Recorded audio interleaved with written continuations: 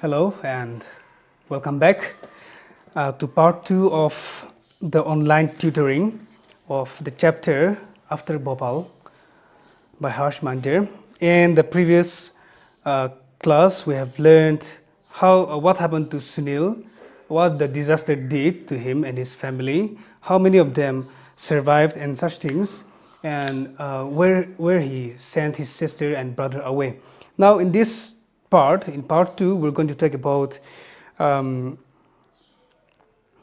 legal battle that was going on between the courts of USA and India. So after the incident, the court of India was holding the US, the court of USA, responsible for the incident, for the accident.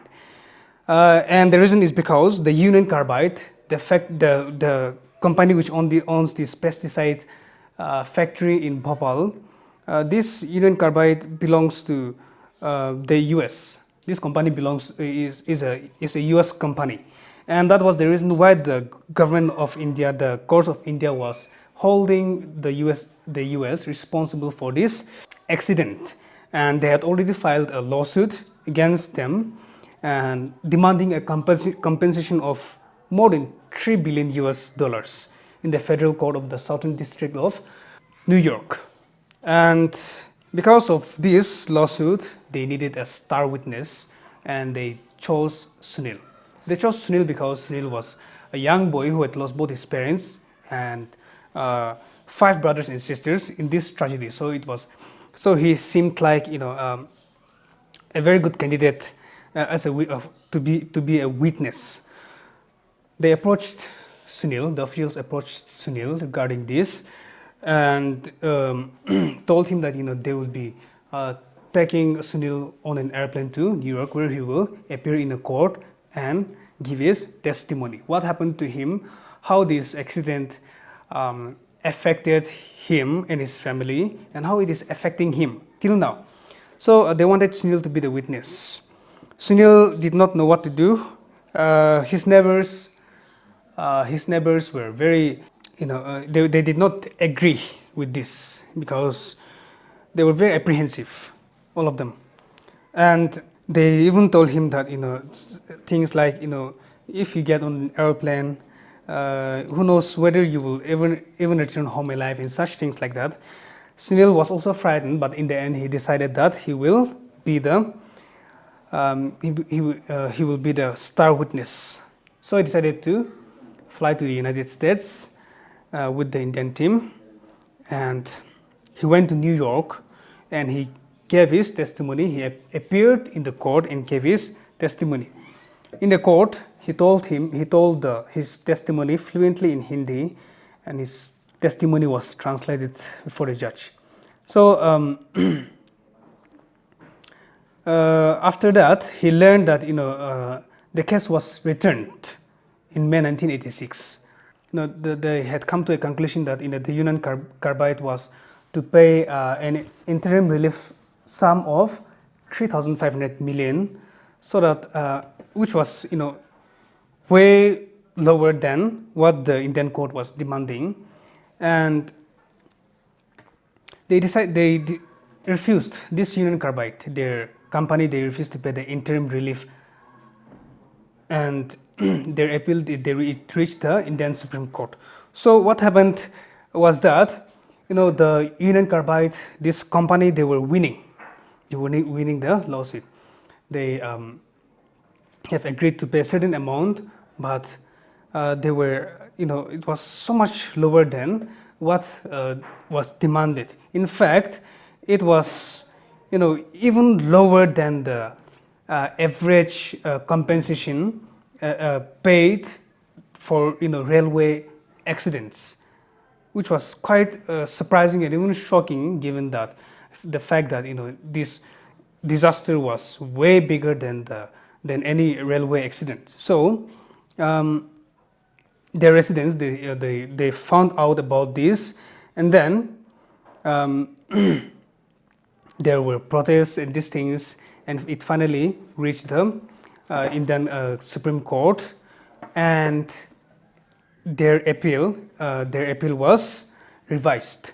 So what happened was that the Supreme Court announced its revised judgment on October 3, 1991, almost 10 years after the incident. So what the final judgment directed the Union Carbide to do was that they had to provide 500 bedded hospital for the medical care of the victims.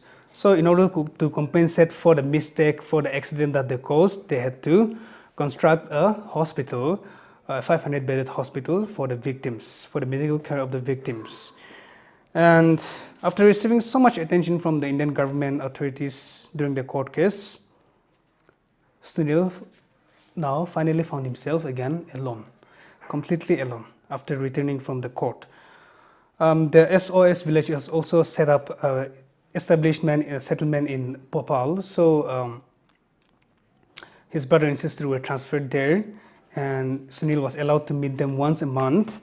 And he greatly looked forward to these visits. All alone, staying alone, living alone in his house in JP Nagar. Again, it was Muhammad Ali who helped him to secure his full claims from the tragedy. So he would help him. He would go with Sunil to offices, trying to procure his compensations. And this happened. Years have passed, but Sunil was empty. Sunil was empty inside. He was lonely, he was depressed. He found it even more difficult to return to an empty house. He misses his brother and sister. Returning to an empty house was too full of memories. Meanwhile, his sister and brother was growing up in the SOS village, and activists working with gas relief had constituted a group called, they started a group called Children Against Carbide, which I think I've mentioned in the notes. So Sunil recalled his time with this group, both for the excitement which it provided and also for organizing protest rallies and the companionship that he received. In 1991, he moved in to stay with his friend, a leading activist called Satyu, and after a year again, the government built a colony called the Widows Colony. The government is still trying to provide relief to the victims. So houses were allotted by lottery in this Widows Colony, and luckily Sunil also got a house. He qualified and he got a house in this Widows Colony. This Widows Colony was designed for widows and orphans. So he moved to this colony where he lives till today, in this Widows Colony. And Sunil, with the help of Muhammad Ali, he was finally able to get a compensation of 700,000 rupees, which is 7 lakh rupees. So with this money, 1 lakh he invested in purchasing a minibus, and the remaining he put in a bank, and he did not touch it in order to secure the future of his brother and sister. The minibus provided him with some income. But one day the driver and the conductor of this bus, they were caught smuggling opium in the bus, and the bus was seized by the police. Now, so many years have passed after the incident, and Sunil is now a man. He is no longer an 11-year-old boy. He is now reached manhood. So, many people wanted to be his friend because they knew that he had a lot of money. He had a lot of money stashed away in his bank. And, as he grew older, he began drinking, and this habit took a hold of him. He could not stop this bad habit. Maybe it is justified that that there was a certain emptiness, and that was the reason for him, for this habit that increased. One day, some of his friends, they persuaded Sunil to join a Hindu communal organization in Bhopal, but he refused. Sunil refused. After a year of joining the group. He believes that this Hindu communal organization in Bhopal, it spread a lot of hatred towards the Muslim community. That was why he decided to quit and leave the community after a year. Years passed. His sister is now 18 years old, and beyond the protection of the SOS village in Bhopal. So now they had to return. His sister had to return to widow's colony with his brother. And the presence of his brother and sister, it gave him a lot of warmth. He was very excited. He was very happy that his brother and sister was finally coming back to him. They were finally coming back to him, and they seem to have felt a little bit of emptiness in him, but perhaps maybe they returned a little too late, but because by now Sunil is already too depressed, and it was starting to take a toll on his mind and on his body. He was still drinking continuously, and he became withdrawn and uncommunicative, even more depressed. He would not talk to anyone. He stopped talking. He was frequently depressed, and he became obsessed with thoughts of suicide. It was like there was a voice in his head telling him to, calling him out to kill himself. And that was the result of being alone all these years. He had sent his brother and sister away to an SOS village. He was growing up all alone in his empty house with no one to take care of him, and this took a toll on him. And now he is already depressed. He would not go out of his home. He would not wash himself or talk to people. And since all these things are happening to him, the neighbors they started taking care of his brother and sister. Since Sunil could not do it, his condition worsened. Sometimes he would roam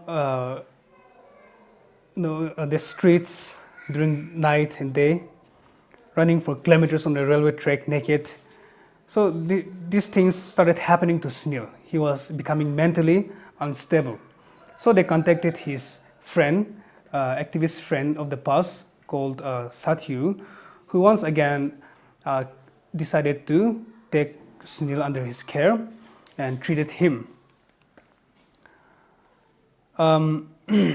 Slowly, with the help of Satyu, Sunil's condition improved, and when the author was interviewing Sunil 4 years prior to writing this piece, writing Sunil's story, Sunil was on medication for his mental illness, and he had moved back to his home in widow's colony with his brother and sister. And he still lives and supports his family on the interest that he earns from the bank, from the money which he has invested in the bank. And he still refuses to touch the principal amount because he has saved them for his brother and sister. And he has also refused to marry, consider marriage for himself, because he is still invested in the future of his brother and sister. 2 years ago, prior to writing this piece, his sister Mamta got married, and as he was narrating, as Sunil was narrating these things to the author, to the interviewer, there was a smile in his eyes, but it was a mixture of happiness and sadness. He was lucky that he was happy that he got his sister married to an electrician, a nice boy from an electrician by trade, and he was also very proud of his brother, that his brother was studying in an English medium school. And Sunil says with pride that he gets good marks in those things. So this is the story of Sunil and how it impacted his life, how this disaster impacted his life. This is just a story of one man and one family whose life was completely changed by the disaster. But this is just an example of the many lives, the thousands of lives that were changed by this incident. And the writer, he brings out this incident through the story of Sunil. So we will end there today for now. For your assignment, I would like you to turn to page 25 in your textbook and do the reading comprehension. You'll find that on page 25. You'll find the questions on page 26. I want you to try that reading comprehension, answer the questions, and send it to me through WhatsApp. Thank you.